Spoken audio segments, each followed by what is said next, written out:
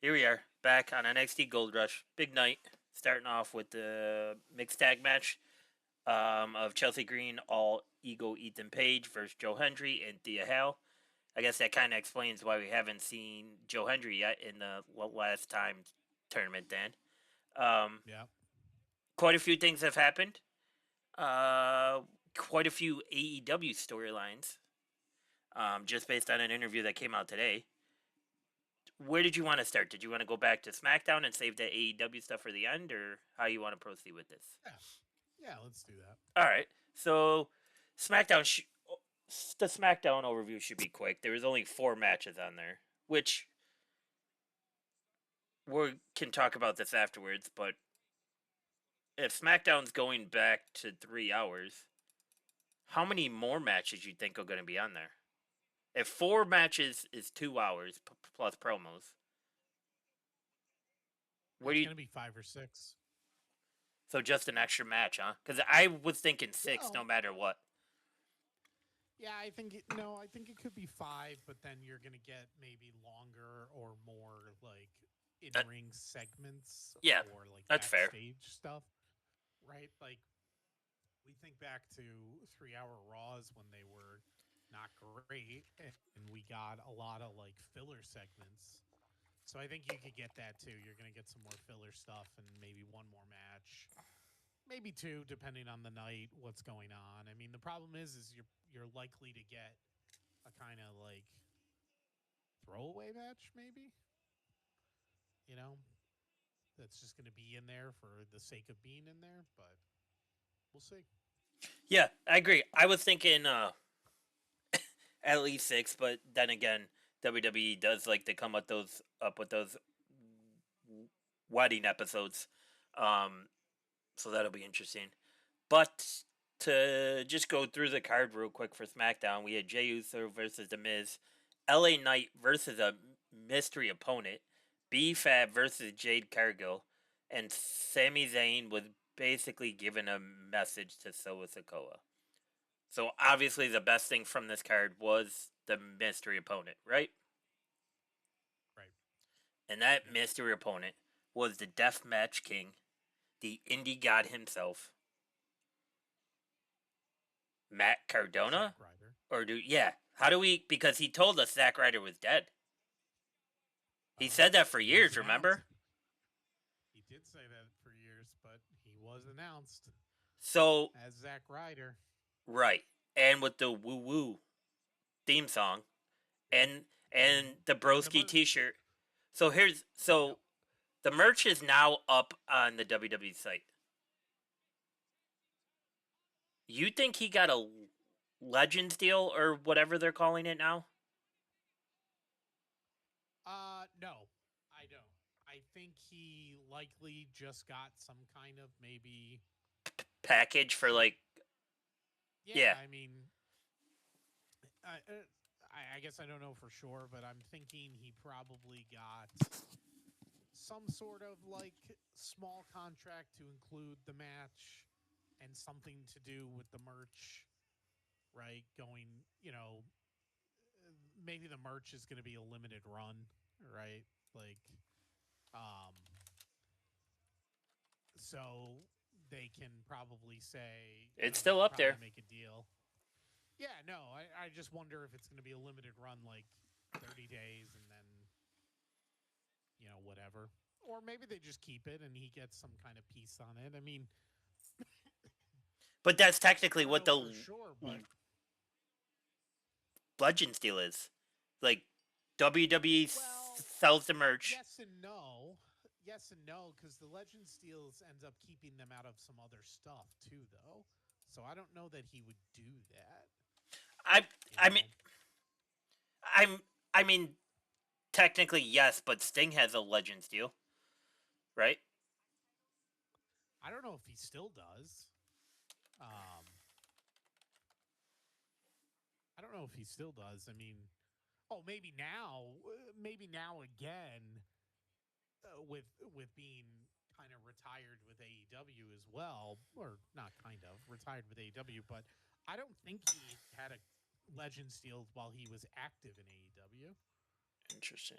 So just from TGR Wrestling. The former Intercontinental Champion entered as a surprise participant in the Last Time Is Now tournament against LA Knight, November 14th episode of SmackDown. His return on the main roster after 5 years was widely celebrated by fans and even the active wrestlers in the company, with John Cena even dedicating a post to him. The 40-year-old has now revealed that he has signed a deal with WWE, but not to return as a full-time wrestler, rather something related to merchandise. He's revealed the details on the Major Wrestling Figure podcast, claiming both parties had signed a short-term agreement for his merchandise. I did sign something to let them do merch temporarily. Could there be a Mattel figure? Could there be a Topps card? It's really up to them. I've given the rights temporarily. Which is hysterical he brings up the top card specifically. Because if you search for Zack Ryder, second item listed under Zack Ryder is the 2025 WWE Topps Now card. Yeah. Which is also crazy because he has a competing wrestling figure company, if you remember. He has the big rubber guys, and WWE is actually bringing back the LJN figures. Mm-hmm. So, the wrestling business is wild, man. Like, at the blink of an eye, like, anybody's back depending on the certain price. You know what I mean? Yeah. The certain price, certain opportunity. Plus, he's 40, right? So, like, he looks better now than he's ever did. I mean, you got to give that to him at 40. He's looked better now than when he won the IC title. When he puts that on his t-shirts that he stays ready, he is in main event shape every day of his life. Yeah. Even with the torn biceps over the last 5 years, I think he's had. Right? Like, it's wild. Yeah. Yeah. No, yeah. So, I don't think it's going to, I don't know that it's specifically a Legends deal, but obviously it's a spin off of something like that. It's merch related, seemingly merch only. Like you said, based on what he said on his podcast, it's temporary, but, I don't know what that really entails. It could just be short term or temporary related to specific things that they may or may not do, and that it's in their hands, but he's getting paid for his name and likeness on anything they do with it. So, yeah, good for him, man. Which is also probably why it had to be Zack Ryder, because he probably didn't want to give up the ability to use Matt Cardona in his own merch during the time period that WWE might decide to do something based on this appearance, right? So, because if WWE puts up some Matt Cardona shirts today and wanted to do a figure or a card and all that, I'm sure he's shit out of luck on doing that on his own side until that expiration of whatever that temporary deal is. Yeah, they did pull up a clip from a Chris Van Leet pod with him asking specifically about the Zack Ryder is dead stuff, and he basically confirmed, look, it would take me all of 0.2 seconds to say yes if they called me to go to the Rumble as Zack Ryder, Yeah. Well, and Cody and Kevin talked about it on Cody's podcast, right? Like somebody that calls himself the king of the underground or king of the indies does like to bring up WWE all the time when he gets the opportunity to talk about it, right? So it's like, yeah, he's still there, but like, I did think for a while because he was enjoying the indies so much. But you know what it is? It probably is. Like, just like anybody else with a 9 to 5. He's 40 years old. Wednesday through Sunday, he's traveling, right? And if they say, will you come back for 6 months, we'll put you in the med card, you might get a shot at the US or the IC title for a decent sum of money. You know he's taking that. Now, I mean, it'd be dumb not to. I may have pitched him this idea today on X, why he should come back. You want to hear it? Sure. And you know I jumped in those DMs. I said, glad to have you back, broski. Here's what I'm thinking. This is this is what I sent him. What do we currently have going on NXT right now with Chelsea Green? Have you been paying attention? Not to her actually. I haven't. Chelsea Green and Ethan Page have been doing these mixed tags matches where they won belts at AAA, and then they just had the match with Joe Hendry and his partner tonight, right? We've already had Matt Cardona show up on NXT as part of TNA a few weeks back, okay? Mm-hmm. Matt Cardona shows up, sees them a little bit too close in the hallway. Seems like Ethan Page is flirting with Chelsea. We got the Bobby Lashley Lana storyline going right here.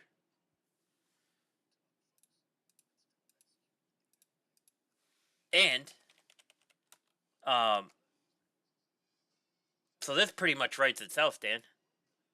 That's an easy 3 to 6 months. That's an easy 3 to 6 months feud going on. Because then you could break it off so that it's Ethan versus Matt Cardona. Right? Then you could break it off of whoever Matt Cardona picks as a partner versus Chelsea Green. Then you can have the mixed tag matches.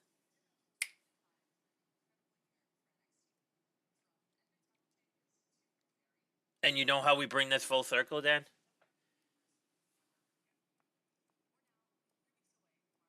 Yeah. Do you remember back to the Bella Twin storyline back in 2014? Before she was signed to WWE, Chelsea played Megan Miller, the physical therapist accused of having an affair with Daniel Bryan. This escalated the feud between Brie Bella and Stephanie McMahon. You get Stephanie and Brie back in NXT. Cardona brings brings one of them back as their partner. We're back at 2014, baby. We're back 12 years ago, and we're running wild. Oh boy. I really hope I get a response to this all night. It, Dan, 2 kids, That would be interesting. married and currently buying a house. This would be the highlight of my year if Cardona signs off on this storyline. If he replies back to that DM I sent him and says, Broski, this is a perfect storyline. I'm taking this to Hunter. Our podcast is set, Dan. We don't got to work another goddamn day in our life. All because of the broski taking care of a broski. We'll keep our fingers crossed. You don't know how many times I've already refreshed that app just to see if he saw it yet. And it's not like he probably receives thousands of DMs a day, but here we are. I loved everything about it, except one thing. Can you guess what that one thing was? About the match or about Yeah, both. which part? No, I can't guess what it is actually. When he came out to LA Knight and we saw LA Knight standing in the ring, we knew there was no way he was going to beat LA Knight. I would rather him been the mystery opponent for Solo because I think it gives you a bigger chance that he can beat Solo rather than us be force fed LA Knight again. I think that was the only thing that killed a little bit of it for me. Yeah, I didn't think I didn't think any mystery opponent that wasn't WWE like based was gonna win in these situations. So for me, that doesn't matter because I don't think he would have won against Solo either. Right? Like I just don't think they were gonna put these guys through another round at no matter what. Like I just didn't see that happening. I thought one or two could squeak by depending on how big the name was. I thought I thought legitimately when we did this podcast last week, I think one of us said that Joe Hendry was either going to be the mystery opponent Friday night or Monday night. I thought for sure Joe Hendry was winning that first round matchup. Yeah, so we did talk about that a little bit about it's possible. My thing on that was it's like I was, I wasn't. It's like it's what they keep doing. But two things on that for me would be a if the rumors are true, he's already signed, so he would in theory be a Yeah, WWE I guy get that, now. but just the way that it looks Um, right now, right? Like because his contract runs out right. at the end of the year, so he's still got 60 days or whatever of him Yeah. being. The other thing on that, What if it was Jeff Hardy? Would you see them put Jeff Hardy no, through one? Really? nope. Not unless they were planning to put him at the end. Really? The only way I see them putting a non current WWE person, whether it's SmackDown, Raw, NXT, or something like that, is if they plan on putting them all the way to the end. Joe Hendry may have been the only exception, even without the news that he signed a contract, because they've just been featuring him so much, right? Like, so with all the featuring they did of him over the last year, let's say, that wouldn't have surprised me as much. But no, I don't think anyone they brought in that wasn't going to be connected to the company directly long term, they were going to put over. Hardy, I mean, maybe you could make that argument that he's going to be connected because maybe when they're done in WW or in TNA and whatever they're doing, they they come back to get to the Hall of Fame retirement tour type thing, maybe. So I guess you could make that argument, but no, on the betting part of me would not have bet that Jeff would have won. See, I was treating this like a NBA play-in tournament. I thought if your name was big enough and you had a big enough pop when you came out there that you were probably getting through at least the first round. Do I think that Gunther is the ultimate end goal? Yeah, I think the final is going to be Gunther versus LA Knight, and I don't think no one's going to give a shit about it. I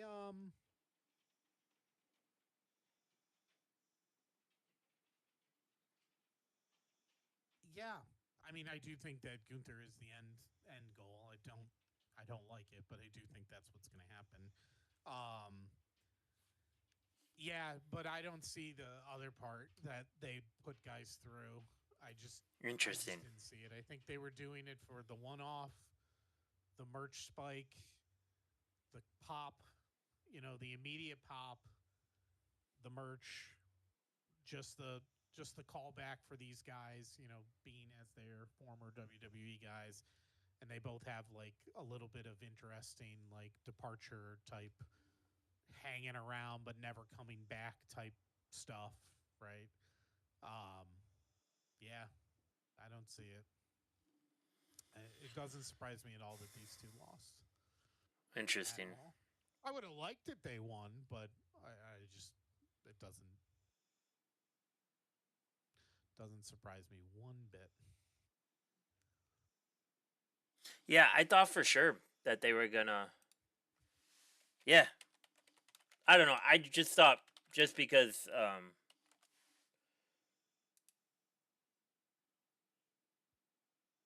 just because of that, like I thought for sure they were gonna get at least through the first round. You know what I mean? Like just so that WWE can make more money off of it, because obviously we've found out like it's um yeah, interesting. Good point. But I think I was just treating it too much like an actual tournament. But business wise, like, but that's the thing too, right? Business wise, you could see it makes sense either way. It just depends what they want to do. And Yeah. to be honest, if they did one thing right with this tournament, I don't know if you would agree. There hasn't been a squash match, right? So we can't say one person yet has No. had an easy road to where they're getting. Like they're making all of these guys earn these matches, right? So when it comes time for Cena, if that continues, Cena to, you know, fight the eventual winner of the tournament, at least this person could say I went through the gauntlet and it wasn't easy. You know what I mean? So, Right. um, yeah, yeah, interesting, interesting, interesting.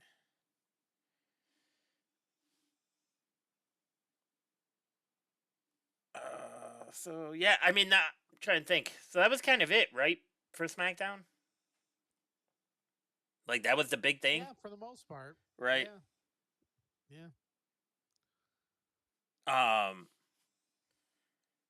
I guess though.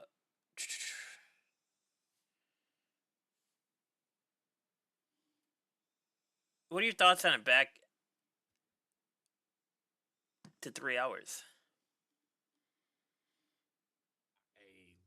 I don't think it's a good idea. I don't know what they're thinking there. I don't know the reasoning why they want to go back.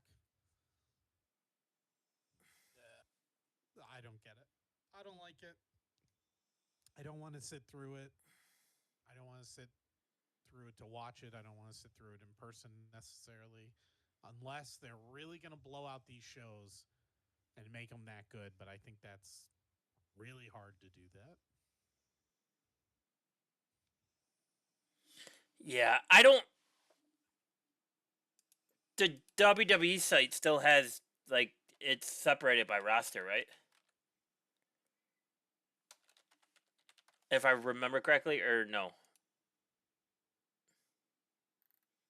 No, it's just Wait, say it combined, again. right? Sorry. No, the shows. Like, does WWE have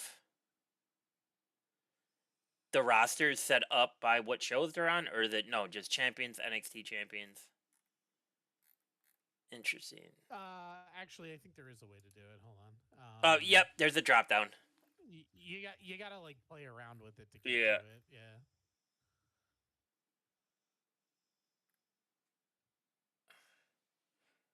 interesting.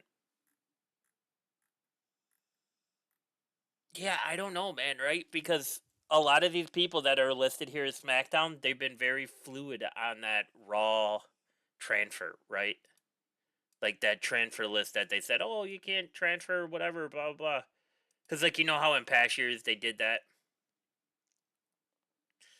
Um, but you know what the great thing about it going back to 3 hours is?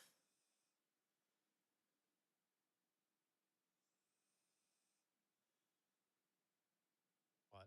Come on, Dan. I, First 3 hour show is Buffalo, baby. We'll be there. yeah, I know. I don't want to sit through it. Our buddy Doug is going and didn't hear that rumor yet. And last Friday when I saw him, I go, you going to SmackDown?" And I think it's him and the two boys. And he goes, "Yeah." I go, "Did you hear they're going to 3 hours starting with the Buffalo show?" I can't even repeat what he Yeah, said. Yeah, what the? He's like, "I don't want to be there for 3 hours." So I like can't three wait, hours, bro. you're gonna be there for like four or five with door open, pre-show, merch lines. It's the last day of my like holiday vacation. I can't wait, bro. I cannot wait. Cannot wait. I mean, Um, generally speaking, yes. Like I'm we a get it, little bit Dan. of a You're jerk saying old. I don't I am old, but I I I love my two I'd hour be shows. I do want my 2 hour show though, because what always happens in the 2 hour show is they got to move quick, Yeah, and then it's a little bit more enjoyable because they got to keep their foot on the gas the whole time. The problem with the 3 hour show historically has been, if it's not amazing, it usually is just blah, right? yeah. Because There's not a yeah. they take their time, right? They've got time, they've got space. They don't have to rush through things. They don't, so they're more deliberate. And what ends up happening is they just like coast. And they, once you coast, then it gets a little like, whatever. And then the filler sometimes gets bad, right? Because it's like, oh, well, we need 20 more minutes of filler in a 3 hour period. And that's how you end up with weddings on Raw that are terrible. What, you mean when Sasha laid on the floor for 45 minutes because she took a weak clothesline? Oh, that too, yeah. And then the person in back of us that had 3 vitamins before she showed up even noticed that?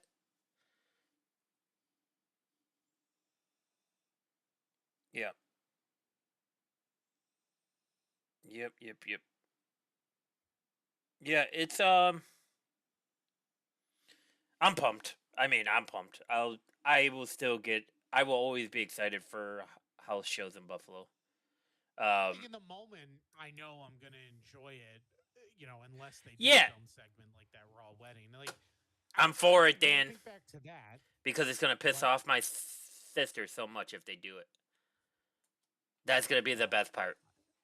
yeah, I don't want to suffer through it either. But I mean, when I think back to that Raw show, which was the last 3 hour show we went to, outside of that wedding, 2 segment wedding, it actually wasn't a bad No, show. it was a It's decent show. just that 2 segment wedding thing was just so bad that it just completely dragged the show.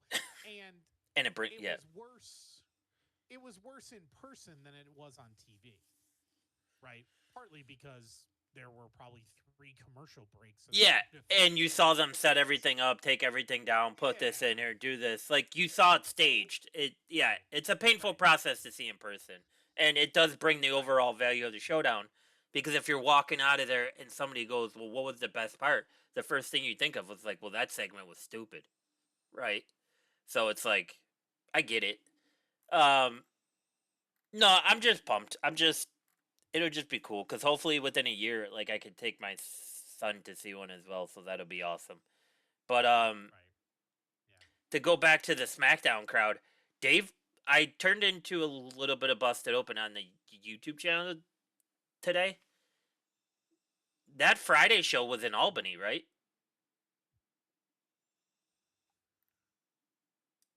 Yeah.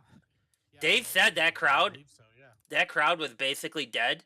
The only reason it woke up was because of Cardona.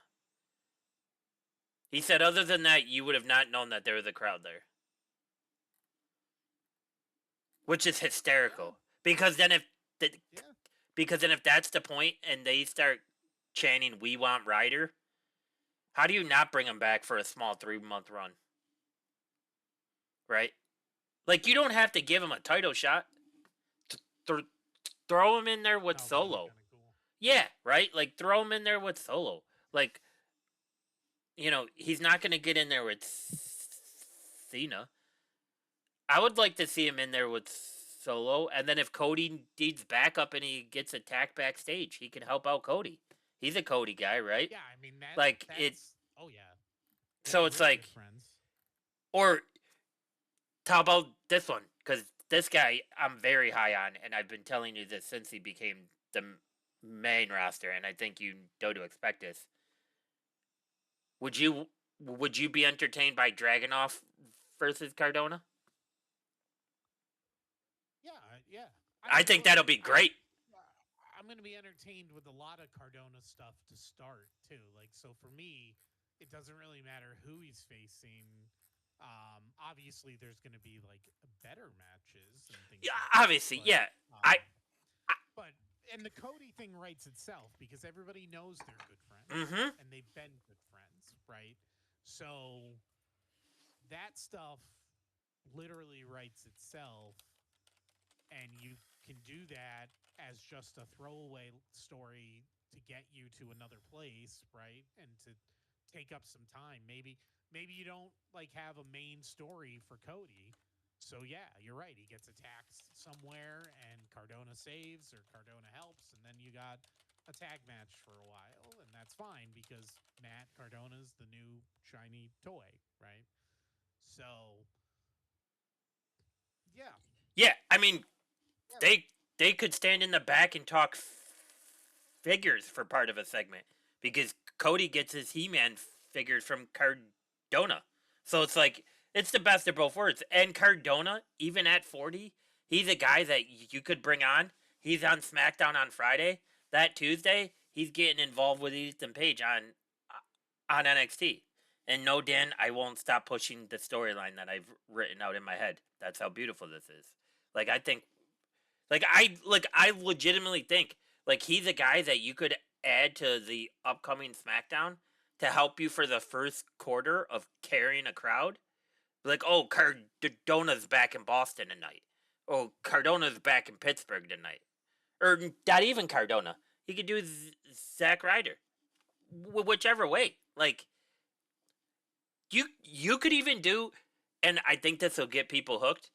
You could even do Zack Ryder back in Boston on Friday SmackDown.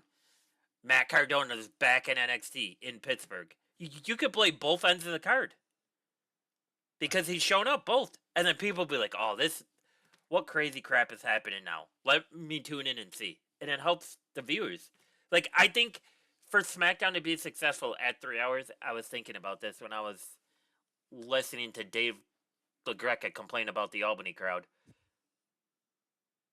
Yeah. I think you need more people like Cardona to make that SmackDown show successful.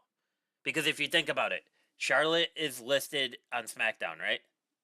She's been primarily on Raw. The Tribal Chief, right? Listed on SmackDown. We know what happened recently, right? Randy Orton. Nobody's seen Orton, right? Cody. They're all listed on SmackDown. Where have they been? Netflix show, right? So, although they're listed on SmackDown, they've been heavily favored by Netflix, which kind of leaves your SmackDown show kind of in the shitter for a bit, huh? Like, you kind of.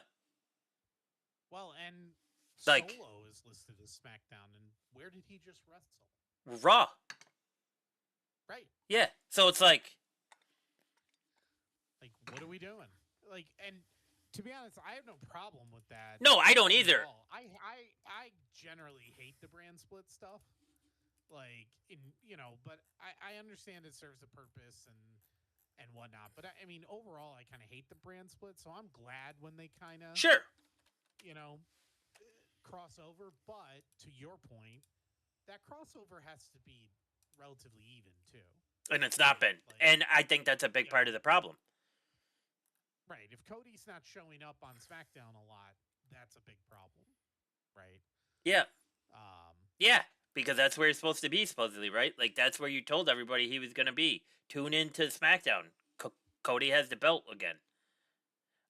Side note, if you're on WWE.com, they now list Raw, SmackDown, NXT, and Saturday Night Main Event as their premier shows. Before it was only Raw and SmackDown.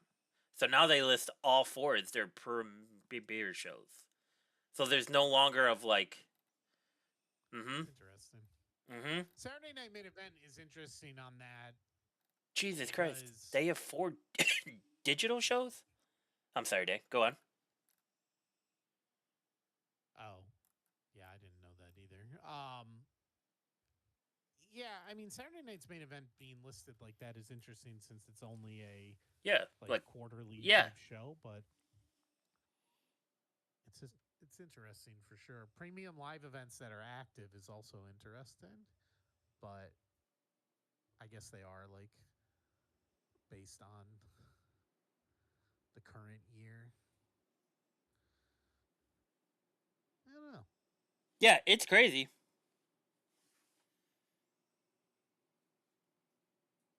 Yeah. So, we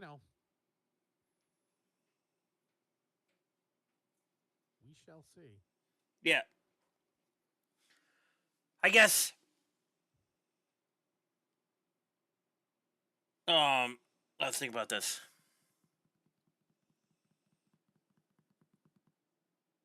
Last thing on SmackDown. You know I like to pose this segment because whatever you pose, and I agree with, or whatever I think of, I usually stay up late trying to put it into 2K26 on WWE. But how do you write the first show? How many matches? How many backstage promo things do you do? Who do you bring in for the first 3 hour show of SmackDown starting 2026?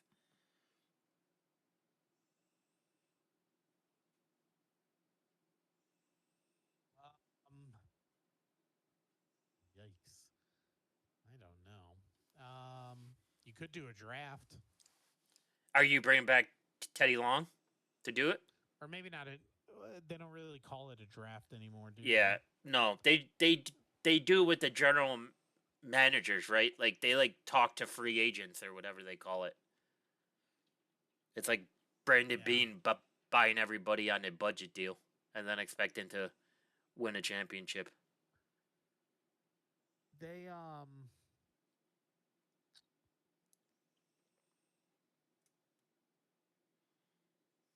Yeah, I don't know. Like, Right? I'm just looking up. So our last, what's our last show's gonna be? So there's gonna be Saturday night main event, December 13th is the last like quote unquote premium type show of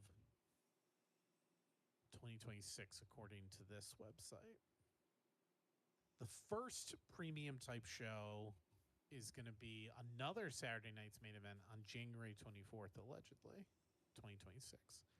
So we will go from a little bit of a break, right? Because they are starting to do like that week off around Christmas, right? Yeah, because they get the full week off now under Hunter. So we're going to get that week off. So the 13th, Saturday, we'll get a Raw and a SmackDown, then probably preempted, taped week off, and then another Raw, and then our SmackDown. Leading into there's not going to be another like major type event until December 20 or I mean January 24th, and then the Rumble is a week later. I mean, I think we're probably going to get one of a couple of things. You know, you could get whatever their version of the draft is, superstar shakeup, whatever the hell they call it. Um, you could get that, the beginning of that, maybe. You could get. Oh, actually, this article says they're no longer planning to do drafts and shakeups, Mm-hmm. and they just do changes through other methods going forward. Um, well, that's probably out. Um, That might be out, but there might be some sort of upheaval for sure and changes, and they'll start to announce that week, and then I don't know. You probably have to start bringing in a lot of. I mean, we need to see like well, obviously Cena will be gone. We'll have a mm-hmm. intercontinental champion, a newer one. So you might see something there. You probably get one of the two champions at least. So technically it's Cody's show. So maybe you get Cody. I don't know that you get Punk there, specifically at least. But it's also going to be like the true beginning of the road to the Rumble, right? They really like amp that up starting in January. So we'll probably get some Rumble stuff, you know, people talking about it, you know, maybe declaring already. Yeah, I don't know what you're doing. Plus, I guess it's hard to tell too because we won't know the fallout from Survivor Series yet. You know, we tend to pretty sure we know now what the War Games match is going to be. Like we know the participants now after last night, so we're going to get. Well, we don't know what that fallout will be, you know, and where they're headed after that. You probably get a championship match for sure. If it's 3 hours, you're going to need like a big championship match. That's part of the suggestion I had. That's part of the suggestion I had for sure.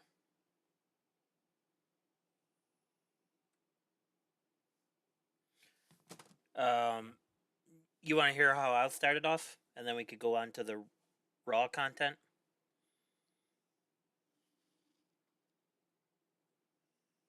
Ready for this? Yeah. Yeah. If it's true that Jericho signed, You let him start the show because I Yeah, don't that'd be see good if that's true. how he fits into the last what 36 days of the year, 46 days of the year. I don't get it. Like it feels forced to me. And I know we discussed this before. I bring back Jericho with the Y2J countdown. And I start the countdown on the Saturday night main event right before Satan is matched. Because that's where you're going to get all the eyes. Because it's going to be people that probably like tuned in to watch the show, flip to this. John's not on yet. Let's flip back. John's going to be on. And you catch them right when they flip back. And then they're like, oh, no way. January 2nd, they're doing Jericho. Right? Or some type of countdown that can be Jericho. That you can blend Yeah, in the current Jericho to the Y2J Jericho. Right? yeah, And then I agreed. say you go 3 title matches that night. Because what did Hunter do when they did the first show on Netflix, right? They said it's going to be the biggest Raw ever, right? So if every time they update the show, the plan is to outdo what they've done in the past, why not go balls to the wall? You don't got to go balls to the wall every 3 hours. Intelligent wrestling fans know if you go balls to a wall, a show starting off the year,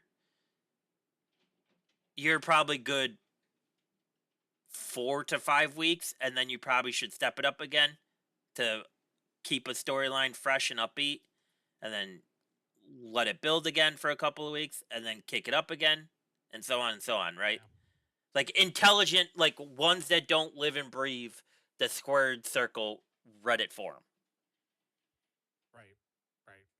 or the ones that don't pay $176 a year for the Dave Belzer blog spot that's incorrectly formatted, but that's just because I have the tism that I noticed that. Um, I mean, that's what you do, right? Like, in title matches, I think they do have to be big, what you said, but the one big title match I would do, you give Rhea the opportunity to get her belt back. Well, we know one guy that would really love to see that since he watched her lose it on Mm-hmm. Raw. He'll get if he gets to see her reclaim it, he might be back in love with the product again if that happens. Mm-hmm. Yeah, that would be good. That would be good. See, that's I guess my thing is like I just have trouble envisioning where we could go now because I just don't know where they're going post Survivor Series. Yep. And they've got this like what happens is they really have this the month of December is like almost a lost month for them because Saturday night's main event is going to center around Cena, right? Only for the most part, right? It's going to be a big thing to do about Cena, and you have no other premium shows that month, right? I think there's an NXT one, but I'm not counting that for this month. So you have no other premium shows or premium live events. So you just have a couple of Raws, a couple of SmackDowns, then the holidays where everyone is a little tuned out anyway, and now they're them giving the break. So you're right, like they're going to reamp or they're going to amplify and re-up and re-motivate everything starting right after the first of the year. So yeah, I mean it makes a lot of sense. I just kind of want to see too like where are we going? But if you're right, if Jericho's coming back, that makes a ton of sense to just hit him right out of the box at that show as a surprise. See, that Raw on the 29th might be a bigger one too. Post Christmas, I think it'll be live. Well, So, and you got the Royal Rumble in Riyadh at the end of that month. right, on the 31st. So, yeah, you have to get going with what you're doing with the Rumble. I'm assuming we're going to get obviously we're going to get the Rumble, but we're going to get the Rumble. But I'm assuming since it's a Riyadh show, we're also going to get at least one, if not both championships. up for grabs, right, at the Rumble. Um, so, who is that going to be? And again, once we know the fallout of War Games, right? Like, if they're going to go down this road of matching up these guys from War Games, and are we? Does that mean we're getting Punk and Logan in Riyadh? Probably Like, because they love Logan they over there. love Logan. And Yeah. he took. So, I mean, but that's a long time to wait for them to go one on one if they're all, that's a long time to bridge to Royal Rumble. But then, too, so like, then, I mean, Cody and Drew, like, the way it's been matching up a little bit, with this 5-on-5, like, I mean, are you getting Roman and Brock in Riyadh? It's just a long time from end of Survivor Series to Royal Rumble. It's almost 2 months when you think of it. Well, it is 2 months. It's from November 28th to January 31st. So you've got to go the whole month of December and January and the whole month of January to set up these matches. I can't imagine they wait 2 months to pay off a lot of those matches. But it does make sense. Yeah, yeah. It's. I'm pumped for it. I know. I know. I'll be saying it's a bad idea once if there's a hit. If there's a track record of like slow, drawn out shows. But I'm pumped that it's back this way, and it's. I'm also pumped that it's starting off in Buffalo. So, um, yeah. So that'll be cool. But uh,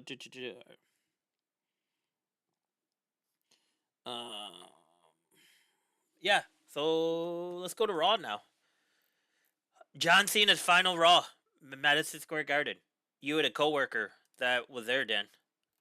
Was there. She was. What was the said individual's thoughts? What did she buy any merch? And did she see She Shane O'Mac sitting on the floor? she did not see Shane O'Mac that I'm aware of. Did you? I did not actually. She did not mention that. She Well, did get obviously some she had merch. shitty seats then. If she didn't see Shano. She was in the 200 level of MSG. Cena's Um, last. Cena's last. You gotta go. You gotta. You gotta call Fidelity. Hit that 401k credit line. Go all in for Cena's last match. yeah, she said the prices were insane Oh to yeah. get into the Oh 100s. yeah. She Did she she give was you an actually amount? she did not give me an amount that she paid. She did not give me an amount, but she got into the 200s, and then she was going to hold the ticket and see the values and consider potentially trying to like Swap sell them. and buy Yeah. if she could do that, but she ended up just staying where she was.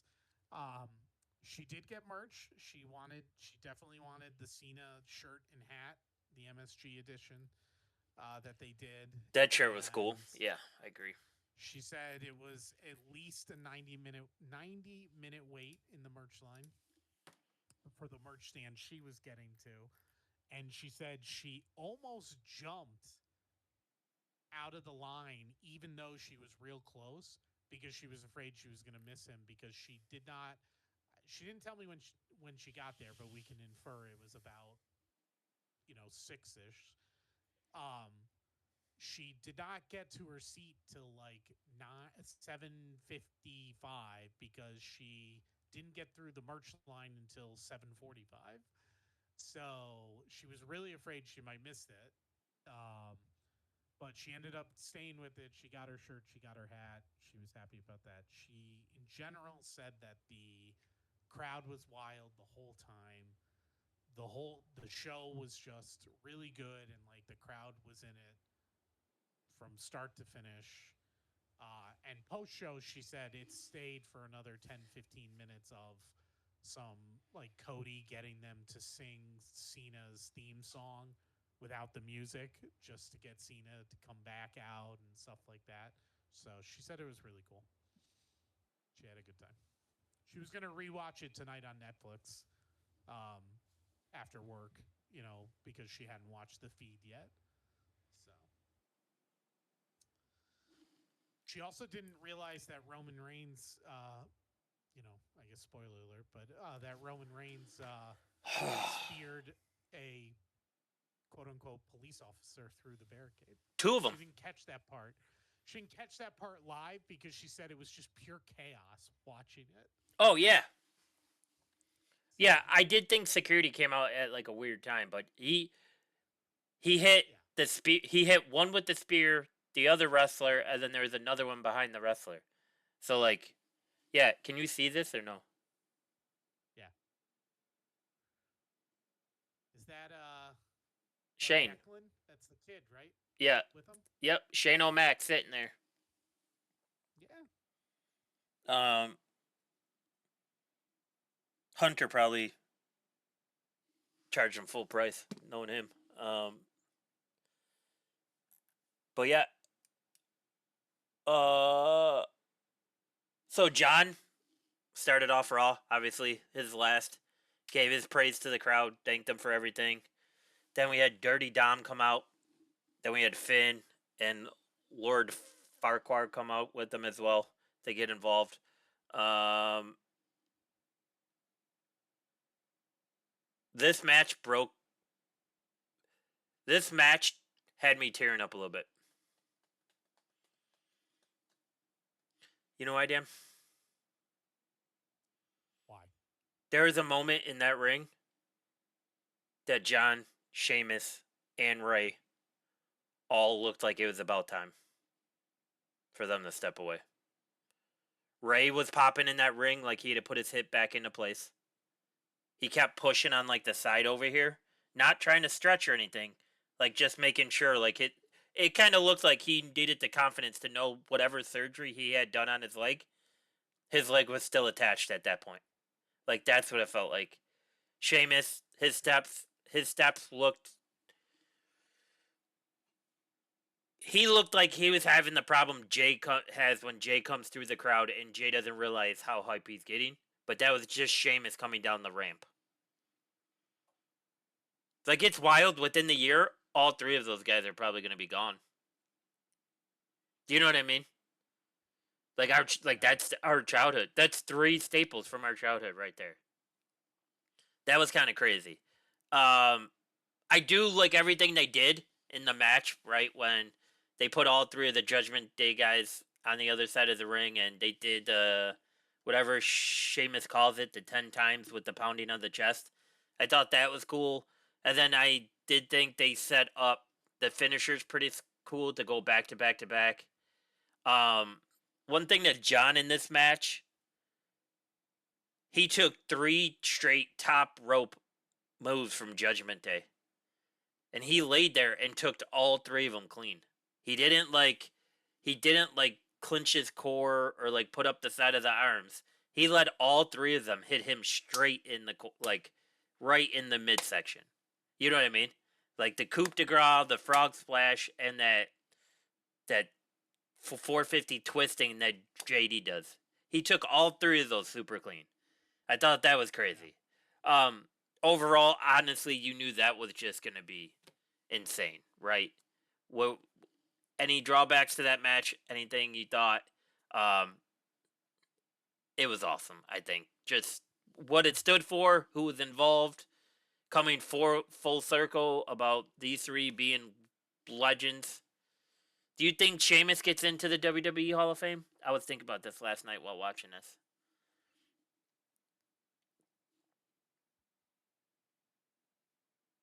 Do you? Yeah, I think so. Ev- I think ev- so. Eventually, I have to right? think about that. Yeah, I think eventually. Um, I mean, here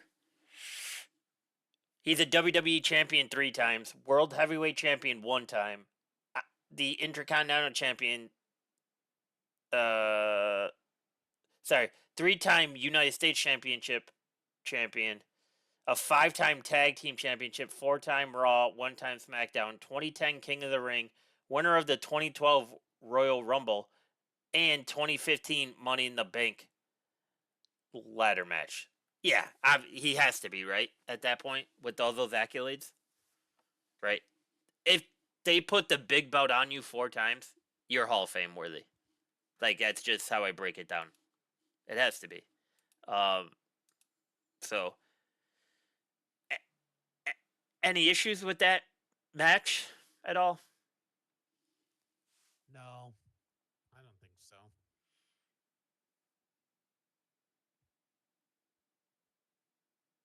I don't think so at all. Um,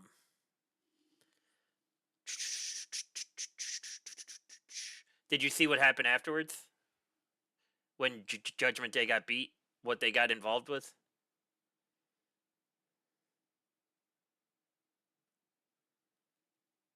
Cam Scattaboo No, what am I trying to blank? Oh, and the yes, yes, Giants. Scatterbo. Yeah, yeah. And can I tell you what the best part about this Fightful article is? Are you ready for this?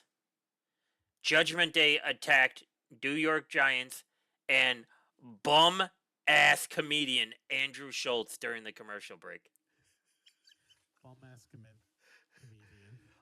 But did you see all the drawback Cam Scattaboo got on Twitter afterwards? Because he technically got involved by shoving, and he just had that surgery. To the point where he had to come out on his Twitter and turn it off, and then make a comment.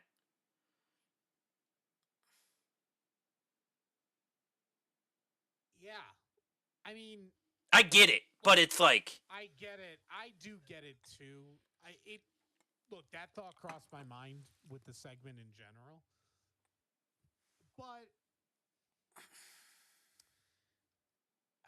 I wouldn't have gotten like, look, if I wouldn't have gotten too worked up about it as a fan of the Giants, like, or the team, like, you know,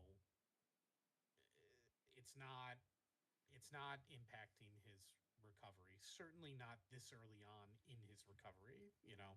So I wouldn't have been too worked up about it. One thing you sort of forget too some days about well, kind of professional sports in general, but it seems to be the NFL seems to me be a little bit even more about this. Like when guys get hurt in the NFL, they are like gone. mm-hmm. Right? Like they're like you never see them like generally. I shouldn't say never, but like He's when you been get showing like up, but yeah, like when you get season-ending injuries and like they're on IR and stuff, like you don't see them nearly as much, right? Like you don't see them on the sidelines as much. You don't see, and you don't see them like whatever. So I kind of sit there and I go, yeah, it's just not that big of a deal. But I did think about that a little bit. That there'll probably be something that comes up of like, what are you doing? It's like, guys, chill. Like he's not coming back this season, so like, what are you talking about? If you're worried he's gonna like re-injure, like he didn't do anything like that, and you're not gonna see him running until next year sometime. well, um,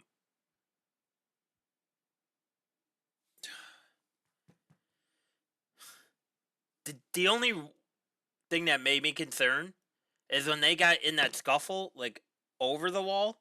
It looks like a couple of those blows that they were throwing from Judgment Day were like stiff, right? So if he slipped or anything, like that was my concern. Like whatever they did to Andrew Schultz, I wouldn't have cared. I loved watching Lord Farquhar put his hands on him, but um, yeah. And then basically went to Nikki Bella attacking Stephanie Vacquier. She said she's not here to sit on the sidelines and she wants the title. Do you have any interest in this? No. I think this is a dud for Stephanie. I don't know how this helps Stephanie.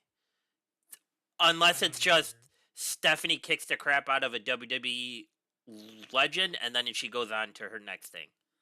That's the only thing I could think of. Um then we went to Kabuki Warriors, met with Bailey, and offered her a spot at War Games, which was interesting. Bailey turned down the offer. And then we head to the second hour, Dan. Which, do you remember what started here? The last time is now first round match between Solo Sikoa and Tala Tunga. Against who, Dan? Nick Dolph Ziggler, Yeah. the Yeah. Z Man, the Z Man, Shawn Um, Michaels Jr. Wish.com Shawn Michaels. No, yeah. that's not right. That's mean. Um, here you go. Ready for this? And I was just looking at this last night too. World Heavyweight Champion, 2-time. NXT Champion, 1-time. Raw Tag Team Champion, 2-time. SmackDown Tag Team Champion, 1-time. Intercontinental Champion, 6 times. U.S. Champion, 2-time. WWE Tag Team Champions, 1-time. Money in the Briefcase, 2 times. TNA World Champion, 2-time. IWGP, 1-time. It's a bona fide stud. Bona fide stud. Oh, sorry. AAA. I didn't even know he had this. AAA champion. 1 time. World Series of Wrestling champion. 1 time. I mean, awesome. Awesome, awesome, awesome. What were your thoughts? Were you pumped to see him? I don't think that is a name that we guessed about on this podcast.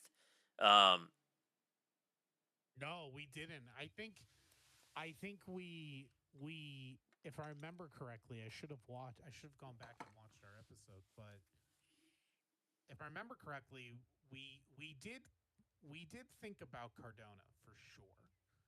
But we specifically, I think, both agreed it would be as Cardona. We did not expect Zack Ryder, yeah, right? And then we definitely talked about Joe Hendry as being a probably a big potential. So I'm actually very glad it wasn't. I didn't like that idea. We wondered about Jericho, but that didn't seem to make a ton of sense, especially if he wasn't going to go over. Um, and then after that, we just wondered about like maybe like an NXT person or like a weird wild card that maybe I remember specifically thinking like it'd be nice if it's kind of a weird wild card that we don't really know, but like independent wrestling fans would know very well. I so yeah, no, I don't think we ever mentioned Ziggler. No, no. whatever And you want to to call be him. honest, did you hear Dolph give a shout out to TNA as he came down the ramp? Yes. So that's Yeah. awesome. Awesome. Um, after that, all right, we could just skip this next part. The New Day was interviewed. Nobody cares. Talk about just bringing the roller coaster back down for a pit stop, Dan. Every time they pop up on TV recently. Then you had Alex. Oh, sorry. You had Alexa Bliss talking about the whole situation with Charlotte, interrupted by Asuka, Lash Legend, and Naya. Io and Rhea came out, leading to a brawl. Charlotte Flair came out to use a kendo stick, and I'm pretty sure it's the first time we've ever seen her swing a kendo stick. Because the way she was swinging that when the first 5 to 10 times, it looked like she had no idea what she was doing. I don't know if you remember, but she kept swinging it like this, like Yeah. not Yeah. down like you're supposed. Like she had it. She's the only person that I've ever seen invert a kendo stick. Do you know Yeah, what I I'm mean? trying. Yeah, It I looked mean, very uncomfortable. she must have used some back in the day. Like, how Very did she uncomfortable. use that? So Yeah, if that's the case, I'll look that up. my expectations for this war game max has fallen even further down the black hole than with her. If she just can't get that comfortable. Um, Then we had the IC title, Maxine Dupree versus Becky Lynch with Maxine's family there.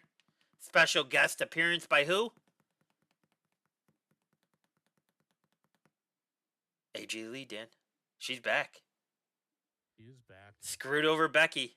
Maxine gets the title from all the crap Reddit, Twitter, all the Facebook forums have spoken to Maxine, have said to her face at the airport while she's going to her hotel over the past 2 to 3 years, can all just choke on it. She's a title holder. They're still in their parents' basement. Congratulations, Maxine. Absolutely deserved it for how hard you've been working and improving.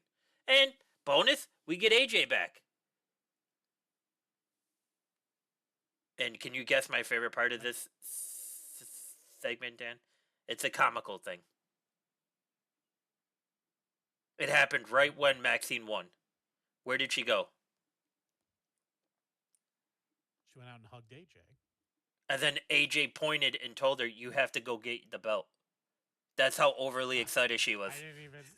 She's pointing, "Go get it," like that. Yeah, I didn't even yeah, about that. Yeah. Hysterical. And then back to the last time it's now tournament. First round match: Gunther versus Javon Evans. Did you catch this one? Yeah. Well, I rewatched, or I watched the whole thing today. How good is Javon Evans? Yeah. Right. He's a staple for the next 15, 20 years if he stays healthy. Right. Stays out, like, he's so good. And well, once again, like, if we were expecting a squash match and somebody told you on paper it's Gunther versus Javon Evans, would you say that's the squash match? Right. You would probably honestly say that would be the squash match, right? Yeah, agreed. They did it. There was some points in that match, a few of the things that Javon countered and pulled off. I was like, there's no way he's beating Gunther, is there? There's no way he's beating Gunther. Like, it still gave you that believability that this could happen. And then AJ met with Rhea for a backstage talk, which is awesome. And then we had the segment everybody was talking about. Paul Heyman brings the Vision to the ring. Quick question for you on this. Do you think Logan and Drew are full-time Vision members even when Seth returns? Or is this only a War Games thing? I for sure think that Drew is only a War Games thing. I Okay. don't know on Logan. I also don't, like, when Seth comes back, he's not a part of the Vision because they attacked him. So, I don't know on Logan. I don't think Logan will be long term with it either, because it doesn't make sense to me, because Logan being like a background guy in this faction doesn't seem to make sense for me, at least. So I assume it's only War Games based. I was thinking the same. Um,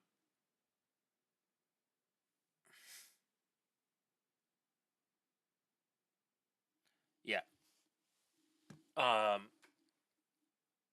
I could see them keeping Drew. I think this makes sense for Drew. Right? Because technically, they could use Drew for extra protection for Braun when Seth gets back. Because Seth's going to go headhunting when he gets back, right?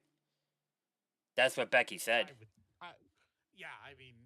Right, and I would think so. Like, he's going to come back, and I don't know. That's a good question. I want to hear your answer too. Like, I guess he's going to come back, and if it was me, I would have him coming back like scorched earth. Everyone is a target, not just the guys that attacked him. Like, I'm not realigning with good guys now that I've been attacked by the heels, and I'm not only going to be a heel either.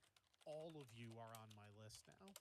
The Vision, Paul, Cody, Punk, right? Like, to me, I think that's the way to do it. Like he doesn't. I mean, he might naturally come back as a baby face because the crowd's going to be excited he's back, and like it is probably like like his first target is going to be Breaker and Bronson Reed.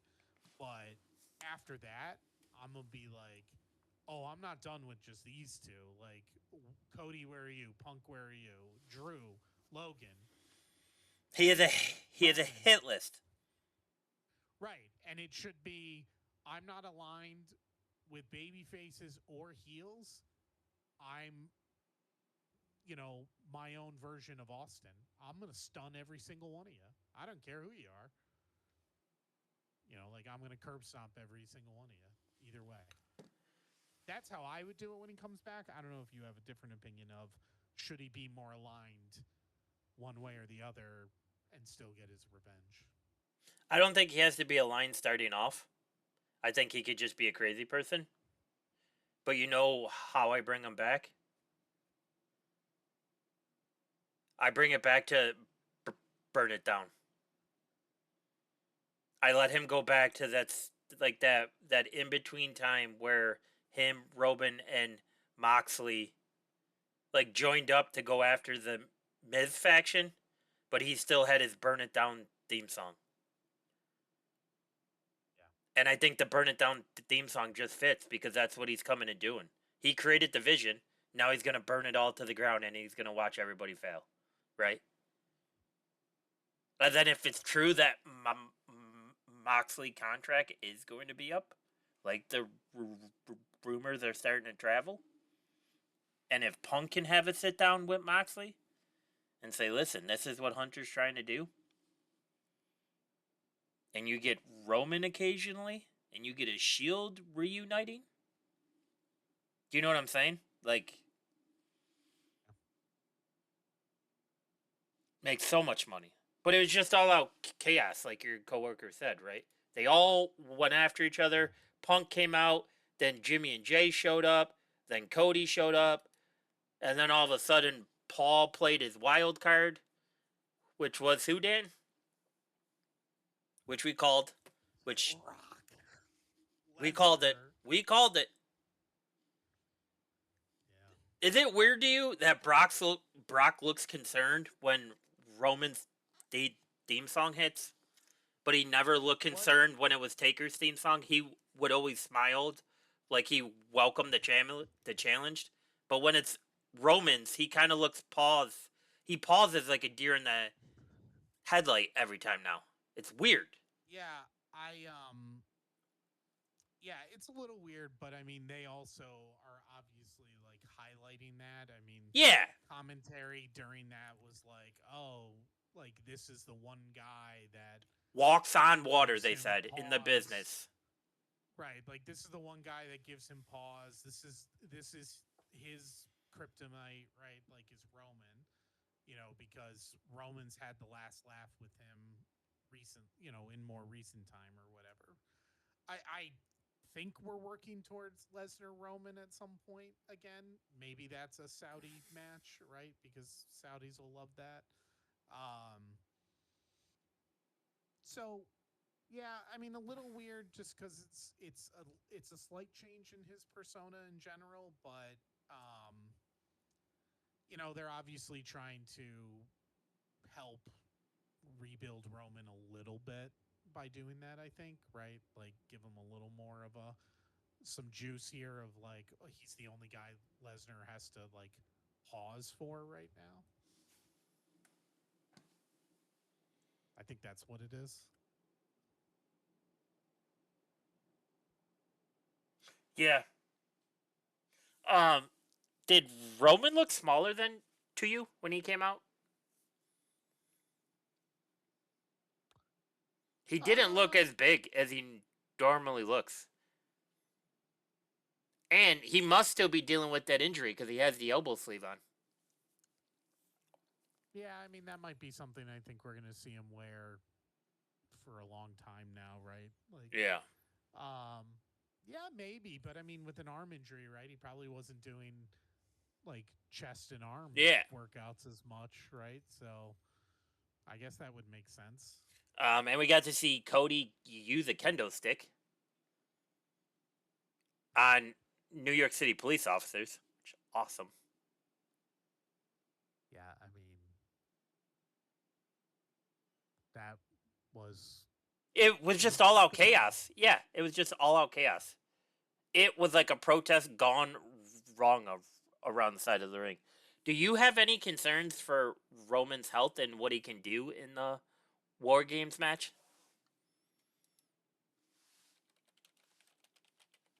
No, I don't think they'd be putting him out there.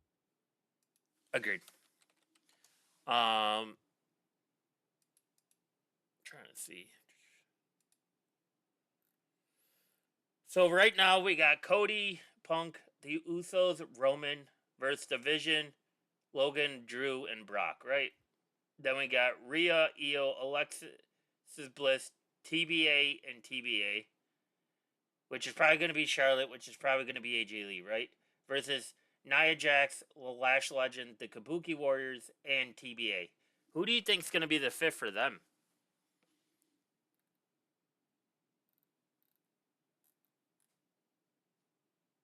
I don't even know. I mean, this women's one is very weird in general. So Is Bianca supposed to have a title match at Survivor Series? Is it Turin Tiffy? I don't know that either. Like we really Because haven't gotten that's a lot of that, right? right. Because that's the obvious fix, right? Like that's what you do, right? You just throw Bianca in there and then just let her outpower everybody for a bit. Yeah, I mean, right now, according to this, the only things we have that we know, are Stephanie and Nikki, Cena and Dom, and then the two War Games matches where we don't have all the participants yet, but we for the men we do. But um, what is interesting? Just listed here, the men's War Games match does list the Vision as Breaker, Reed, and Logan. And then so it says so this has it listed as Punk, Rhodes, Uso, and Roman versus the Vision (parentheses) Braun Breaker, Bronson Reed, Logan Paul (close parentheses), Drew McIntyre, and Brock Lesnar with Paul Heyman. Very interesting how like it does actually have Logan listed as a Vision member, but Yeah. obviously not true with Brock. So those are the only four matches we have right now that are mostly confirmed. Who do you Um, who do you got winning the men's? I think it's the Punk Roads. I think it's Punk's team Yeah. for sure. Who do you got winning the I women's? I think it'll be like Rhea's. Rhea, Yeah. Io, Alexa, and whoever. I'm intrigued to see who the fifth is going to be for Naya's team. Um. Oh wait, Bianca already has the title, right? She won it the night that Punk won his.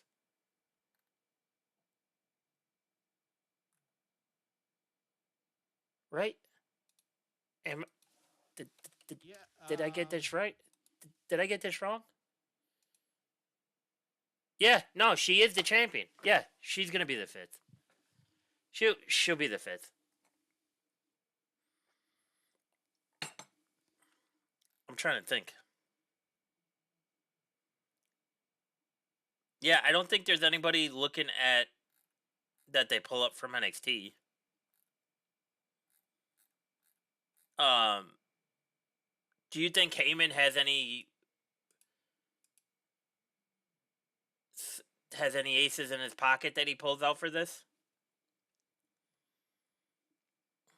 I don't think so. Only because like you have like a pretty like stacked freaking Yeah. match here. I mean, look, if you if you really want to try to pull something and get into the weeds, then yeah, you have like Randy come in and do something here. Like we've been talking, you and I have been talking about this for probably almost a year now. When does Randy turn on like Cody or something, right? Like, could he do that here and screw up war games for this whole team? Sure.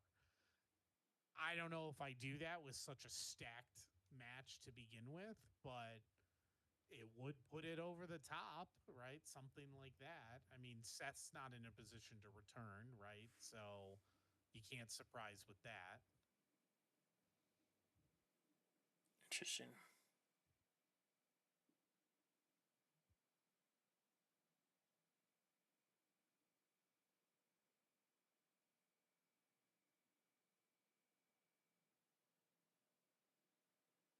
Yeah. Um. Yeah. Overall, I think this is the best. I think the way that this card started and the way this card ended for Raw,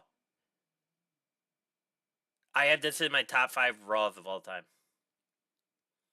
Just what it Yeah, stands for it Cena, was a and very then good. just how they finished it. Because normally they start very well, and then it just tails off. And they just brought back the Yeah, excitement towards the end, right? So this was the perfect card to send John out in Madison Square Garden. yeah. Um, any other thoughts on this or whatnot? No, no, I don't think so. You want to get to our boy Tony Snowball Con storylines right now? Yeah, let's try All it. right. See what So, we got. what do you want to talk about first? We have Tony addressing the concerns about AEW's future and the Discovery sale, or you want to talk about Tony getting questioned about if showing the CM Punk brawl footage was a retaliatory measure?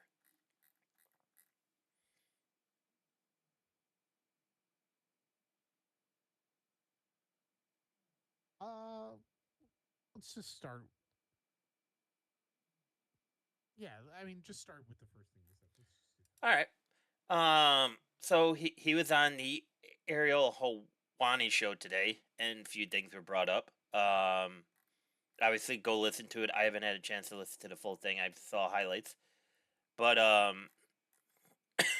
he was basically asked, like, do you still have confidence in everything that's going on with WBD and whatnot, and is there any concerns? And he basically said he feels great about the AEW relationship with WBD, and it's a great situation for us. We're one of those strong franchises, like I said, on multiple channels and properties, where AEW is clearly very strongly figured in. Basically, he's saying that WBD thinks of them as being a principal foundational thing, which could possibly be true. Um, just as an example, we got this huge pay per view Saturday. It's presented by DC as the presenting sponsor. I think anyone looking at Warner Brothers, anyone would say this is a very important part of the portfolio. I guess for DC to sponsor us and also the collaborations that they're doing with us. Okay, I guess. I mean, that's what you would expect to hear, right, from a businessman. So it's like it. Yes. if you were given a percentage, how what's the percentage wholeheartedly you think he believes that? Like, do you think he has any concerns? No, I don't think he. I mean, I genuinely think that Tony like actually believes a lot of what he says. I just think sometimes he gets off the rails with what he's saying and how much he's saying, right? And like he's excitable, right? Like he's a little dramatic, right? Like and he gets himself worked up and then he says a lot. I don't actually believe though that he doesn't wholeheartedly believe what he says. Even if it sounds like a load of BS, that doesn't mean that he doesn't believe it, right? Like when he goes out there and says, "I think this is one of the best wrestling shows of the year," I truly believe he believes that. Now, I might not agree with it. You might not agree with it, right? Or maybe we can argue a little bit that maybe he's a little right, maybe he's not, whatever. But I don't for one second doubt that he doesn't believe that it's a great wrestling show, right? Whatever show he's referencing. So he just says a lot. So then he ends up sometimes, and he's got a lot of passion. It's one thing you can never take away from that guy. He loves it. He has Yep. more passion than anyone I can think of, maybe outside of Vince McMahon, has more passion for the job, the sport, the culture, right? Like he grew up in it. He, or I'm sorry, not in it, but like he grew up as a huge fan. Mm-hmm. He's living out a dream in real life, and he's super dedicated about it and has not wavered one bit in his excitement for it either, right? Because again, every major show they do, he ends those shows with the biggest smile on his face about how well he thought the show went, right? And how great of a show it might be, and where does it stack up against other shows, and where does it stack up against other famous shows from history of wrestling, whether that's WWE, WCW, old ECW, random independent show, New Japan, and he knows it all. He's the Rain Man of wrestling He does. history. He is the encyclopedia of wrestling. I mean, there has never been an interview with a guy or a woman who is signed with AEW where I haven't heard them say, when I met with Tony, he knew more about my career than I do. Yeah. Right? They all say that. They're all are like, I don't know, he pulled out some match I had, 7 years ago in some random independent scene or like, whatever, and he knows it all. He is whatever. So yeah, I mean, I think for as crazy as he is sometimes, there's not a bone in his body that doesn't believe what he says when he says it. He's just not fluffing you. He might say something crazy. He might say something we will never agree with, but on his side, he is not. He is not fluffing what he's saying. He But means it. the passion is why he does get crazy, right? Because it's his love for it. Yeah, yeah. I mean, yeah, that's true too. Like the passion drives him to be over the top too, Yep. because he also can't harness the passion, Nope. right? Like he has trouble being the owner, promoter, fan, right? Like those are three distinct personalities within him that he has trouble separating, right? The Yes. businessman, the promoter slash head of creative slash wrestling fan, right? And from what I've read so far, because I have not watched the interview yet either, he showed a little bit more of those sides in a calmer way today, Yeah. right? Like It's there. he wasn't over the top with a lot of his stuff. He was very complimentary about people that are no longer in his company. He might not agree with some of the things they've said or whatever. I know specifically when they got into Punk a little bit. Look, Punk and I don't see eye to eye and how what led to his Yep. departure from AEW, but that's fine. I still have a lot of respect from him. And actually, I really enjoyed what he did in AEW. And from what I read, he's been enjoying his current run in WWE. Like that's how you know too. Like when the cooler head Tony prevails, he can compliment what's going on in WWE because he's a wrestling fan. So when he sees a good show, he knows it's a good show. It doesn't matter that the marquee says WWE. No, It's a good show. when he's cooler, when he's calm and he's able to be an intellect about it, if you're telling me there's one person that you want to talk, if if there's one person you're putting out there to talk about the wrestling business that we all love and enjoy, he's the first name that comes to mind. He's the only person I would put out there to describe why everybody loves the wrestling business. Because he gets it. It's in his blood. Not because he was involved in the business, but because he's like us. He followed it his whole childhood. He got the opportunity to do something big, and he's making it happen. Now, does that mean he always makes the right decisions? No. Triple H is batting 2 for 10 every other month. So it's like. But that's a good segue to the next storyline. I'm surprised he. I am truly surprised he answered this question in the manner that he did. But he was basically asked, was airing the footage of CM Punk's brawl a retaliatory measure? For anyone that didn't remember, it's the AEW All In 2023. Punk got in a backstage fight with Jack Perry after Perry used real glass in a segment and took a shot at Punk on camera. Punk wasn't happy about it, and they got face to face. Punk was then fired, and that's where all the drama came from. Months later, Punk was on Ariel discussing everything. So that's his side of the story. Tony had his chance today. And Tony was basically asked is if there are any regrets, to which Tony said there were so many things. Then Ariel dove deeper into the question, specifically concerning the security footage that was played in response to Punk's interview on the show. Tony responded with, "It's interesting because I do think that I didn't necessarily agree with the description of how it all happened.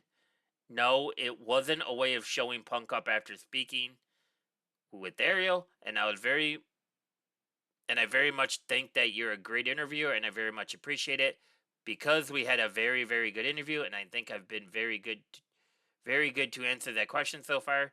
Now that you got me enjoying talking to you so much, I want to answer your question, even the challenging ones. I didn't necessarily agree with everything that was said in the interview and about how things happened, but also it's a TV show, and playing the video did very strong number, and if you look, it made sense. It was a thing that was advertised, it got a lot of attention, and it got very strong number, and it's in the eye of the beholder. And when asked if there's anything he wanted to refute about what Punk said, he replied, "I think the tape spoke for itself. It happened, and it was a major part of why things couldn't continue with us." Yeah. I mean, it's fair. Like, that's. If we're just randomly talking about this at a wrestling show 6 months to a year ago, that's not the response I think Tony gives. How about yourself? No, definitely not. And look, I also I still don't agree with them showing the footage the way they did, um, in general. But like his argument is fine. Like, Mm-hmm. was it a ratings get? I'm sure a lot of people tuned in to see it for sure. So it probably worked in that sense. I don't know that it did much like after that though, right? And it was clear at the time that a lot of people didn't think it was a great idea. Right. Right. So But it's fair. It's a fair answer. He said, "Listen, I didn't agree with everything Punk said, but I'm obviously gonna answer your question. I appreciate you having me on, and I appreciate you just taking the time to talk with me and get everything out there, right?" And then he gave a solid, straight to the point answer, which protects the business, protects the company, and explains why they did it. I don't think I would have did it because I don't think it added any value. Um, If anything, I just think it gave Punk a little bit extra of a bump rather than if you just stop talking about it. I think Punk doesn't get to drive that extra force towards WWE with him returning then. Do you know what I'm saying? yeah, Like, no news is good news at that point. Just pretend it's dead and it's over. But then again, like, you wonder, at the time we were hearing all the issues between the Bucks, right? So like, how, like, I think I would have followed up this question of like the executives that you had at the time. What were their thoughts on you showing this tape? And are they still executives? Like, I would have tried to milked everything I could have from this question. Yeah. Do you know what I'm saying? Yeah. I'm sure he wouldn't have answered the "Are they still executives" thing Yeah, because for sure. But he's like, "Well, I'm not gonna." I, I just think you got to take that shot, right? Because that was the big thing at the time. That's what we heard about, right? Right. So I think you just got to say, hey, if he answers this, if he does it, cool. We're still on good terms. Obviously, just based on business, I got to throw this out there and then go from there. Do you know what I mean? Yeah. So Yeah. here we are. Here we are. Um, anything else you would like to discuss headline wise? Anything you would like to discuss WWE wise? So on and so on. Anything else cross your mind there, Daniel? I don't think so. No. All No, right. I don't think so. Well, are you traveling next week? Are we good next week? I am good next week. I don't travel again until the 4th of December. Perfect. So, Botch Wrestling Podcast episode, whatever count. I should really go back and count these, because it'd probably be easy, but I probably won't. But I should. Um, we'll be back next Tuesday, same time, 8 o'clock. Probably be up right after a few hours after that show, and talk about all things WWE, wrestling related storylines, AEW. Like, comment, subscribe. Instagram, Botch Wrestling Pod. On X, Best Wrestling Pod as well. We got that back. The original handle, so we're back in action. No more suspension for us, Dan. We're back, baby. Until I Sounds can't good. sleep and it's 3 a.m. again. So until then, adios, folks. Thanks for tuning in. See you next week.